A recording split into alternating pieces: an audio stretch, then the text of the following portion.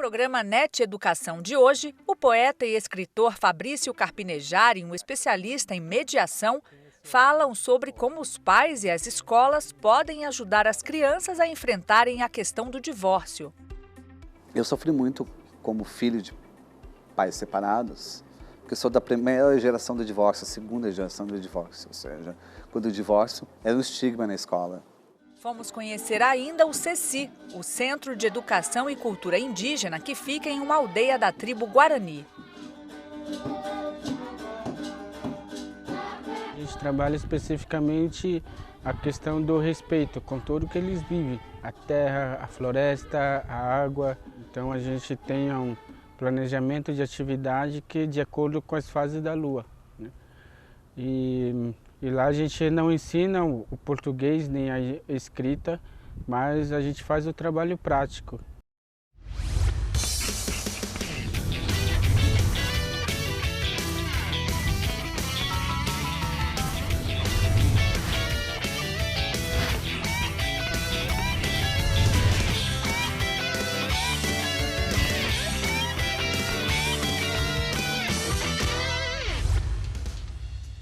Começando mais um NET Educação com um papo super importante. Nesse primeiro bloco eu conversei com o mediador de conflitos aqui na Biblioteca do Parque Vila Lobos, em São Paulo, para saber de que forma o divórcio deve ser encarado pelas famílias, pensando no bem-estar das crianças. E a nossa equipe conversou também com o poeta e escritor Fabrício Carpinejar. Filho de pais separados, ele usou a literatura para superar o processo do divórcio. Olha só.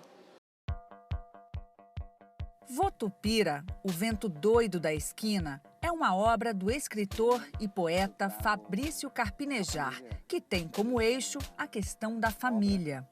É um livro infanto-juvenil, em que o filho é levado ao interior do estado do Rio Grande do Sul, porque os pais estão se separando, e estão discutindo, estão em guerra, e o filho fica com os avós.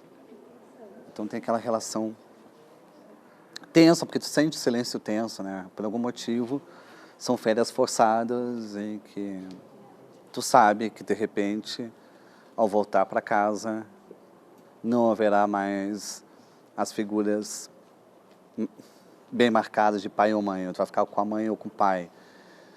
É a última vez que tu vê eles juntos. E a criança pressente a despedida. Porque tu tenta esconder da criança os teus sentimentos e ela sabe. Filho de pais separados, Fabrício Carpinejar criou um pseudônimo com os sobrenomes dos pais, os poetas Carlos Nejar e Maria Carpe, separados desde 1981. Foi uma maneira de tornar meus pais casados no nome, vê só, nunca me dei conta disso. O Carpe é da mãe, o Nejar é do pai, eu juntei os dois. E eles estão casados dentro da minha literatura. Carpinejar conta que foi difícil encarar o processo de separação dos pais. Eu sofri muito como filho de pais separados, porque sou da primeira geração do divórcio, a segunda geração do divórcio. Ou seja, quando o divórcio era um estigma na escola. E também me separei, meus filhos ficaram longe durante um tempo. E estive nos dois papéis, como pai e como filho. Os últimos dados divulgados pelo IBGE revelam que somente em 2014 foram concebidos aproximadamente 400 mil divórcios. Em muitos casos, o reflexo da separação dos pais na vida dos filhos aparece dentro das escolas. É o que afirma este especialista em mediação de conflitos. Muitos dos casos que chegam até ele foram recomendados aos pais pelas instituições de ensino. Tem esse olhar de fora para essa criança que, de uma hora para outra, começa a ficar irritada, a não ir bem na escola, né?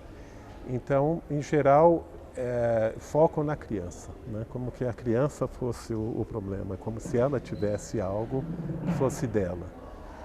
E muitos psicopedagogos hoje olham de uma forma sistêmica, então eles percebem que na realidade é algo familiar, algo que está acontecendo na família.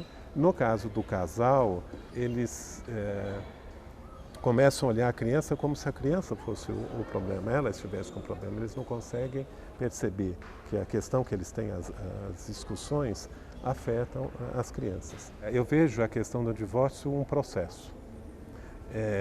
Quando ele já está instalado, quer dizer, quando eles vão na justiça para fazer o divórcio, tem uma série de juízes, isso está aumentando cada vez mais, com esse olhar mais sistêmico.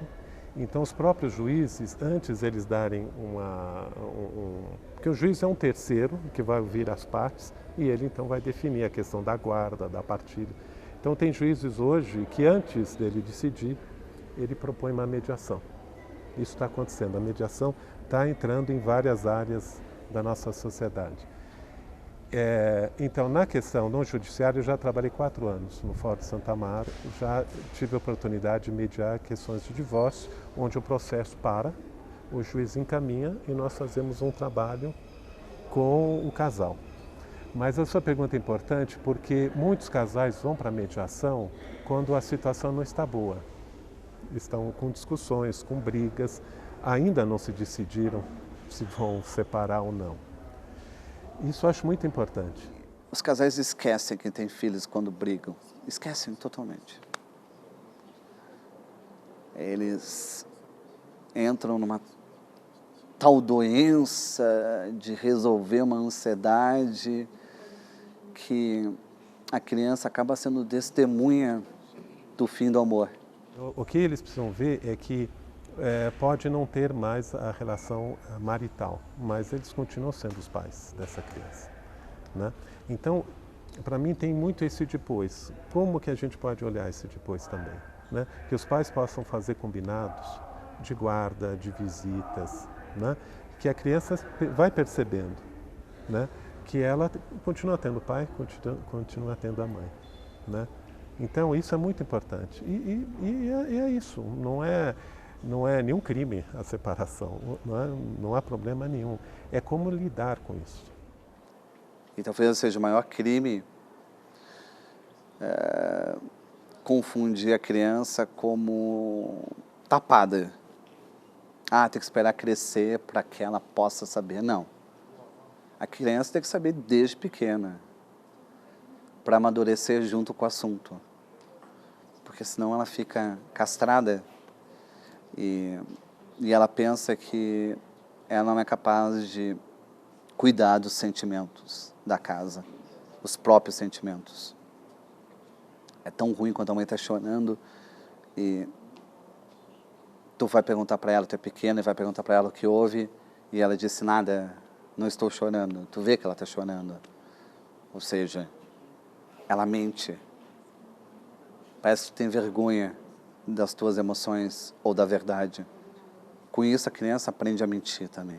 Se nós recebemos casais, depois da separação, com brigas para a guarda da criança, com partilha, né?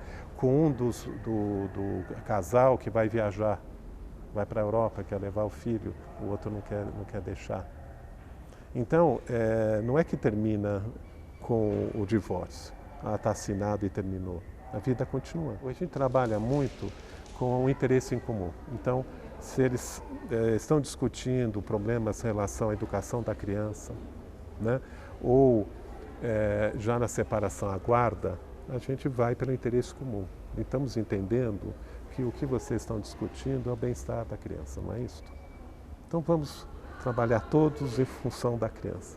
E é pensando no bem-estar das crianças que tanto Matias quanto Fabrício defendem o diálogo como meio de resolver conflitos e de minimizar o sofrimento dos filhos durante esse processo. Teve 2 situações. Uma foi que o ex-marido estava entrando na justiça para a questão da alienação parental e o advogado dele disse, espera, por que você não vai propor uma mediação com ela? E ele entrou em contato conosco e nós fomos falar com a outra parte. E falamos, olha, ele está interessado em estar com o processo, mas ele pensa numa mediação. Ele falou, mas não está acontecendo nada, né? Tem a negação. Mas essa pessoa veio, né? Porque porque ela começou a trazer coisas tão diferentes, de uma visão tão diferente do outro, e nós estamos pontuando isso. A gente trabalha com a história, com o passado, para entender a situação presente deles. E vamos olhar daqui para o futuro. Esse é o nosso foco, né? De uma forma bastante resumida, mas nós trabalhamos muito com questões subjetivas, com as questões que de repente, as necessidades, os interesses, né? Então, com esse olhar que não tem o certo e o errado, que ambos têm uma descrição sobre o que aconteceu e tem a sua verdade, né? Mas a gente vai tentar ajudá-los a mudar essa relação. Como? Fazer com que um possa entender o outro. É um grande erro esperar a separação para noticiar a separação, porque a criança, ela já viu que a separação aconteceu antes. E também não viu nenhum esforço para que ela pudesse não ser consumada. Nós somos facilitadores de uma conversa onde eles possam ter a possibilidade de se entenderem, onde eles vão ser protagonistas dessa conversa, né? Onde eu, como engenheiro, mas tem advogados, tem psicólogos, mas o psicólogo não vai trabalhar como um terapeuta, ele vai trabalhar como mediador, né? É um processo breve, de muito respeito, de muita imparcialidade, onde nós vamos com técnicas, com perguntas, com técnicas de escuta, a ajudá-los a poder conversar e aprenderem a conversar de uma outra forma e levar isso para a sua vida. Então, eu tenho, assim como muita experiência de pais, crianças, né, adolescentes, avós, que ao passar pelo processo de mediação dizem, eu mudei. O que tem de criança que apenas carrega dos pais a lembrança do divórcio e não carrega o início do amor?